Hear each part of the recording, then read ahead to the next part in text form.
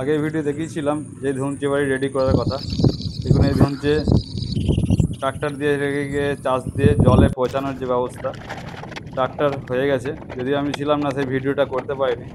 এরপর এইদিকে জল ধরা ক্ষমতা জমিটার করে রাখতে হবে, যেটা আপনার আলটিকে ভালোভাবে বেঁধে রাখতে হবে।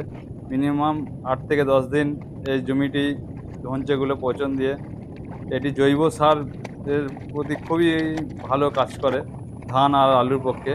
জমিটিকে সমান করে নেওয়া হচ্ছে, যাতে যে কোনো জায়গায় উঁচু থাকলে সেই জায়গায় ধঞ্চেটা পচবে না। সেই জন্য জমিটিকে রেডি করা হচ্ছে। আলু রেডি করা তাড়াহুড়ো বলতে যে আমরা যে রোয়ার কাজ চালু করি, সেটা খুব কাছাকাছি এসে গেছে। বর্ষা আজ হচ্ছে, হয়তো কিছুদিন পর আর জল পাওয়া যাবে না। সেই জন্য আরও তাড়াতাড়ি করে এই জমিটিকে ধঞ্চে গাছগুলো কেটে একই সমতল করে জল বেঁধে রাখার জন্য 8 থেকে 10 দিন সেই কাজটি চলছে। এই চাষের কাজ কিন্তু খুবই কষ্টের কাজ, একটি আলাদা রকম কষ্ট। খুব কষ্টের কাজ, চাষি একমাত্র করে এই কষ্টের কাজগুলি। আজ সকালে পুরো জমিটিকে রেডি করে ফেললাম, এরপর নেক্সট বাড়ি।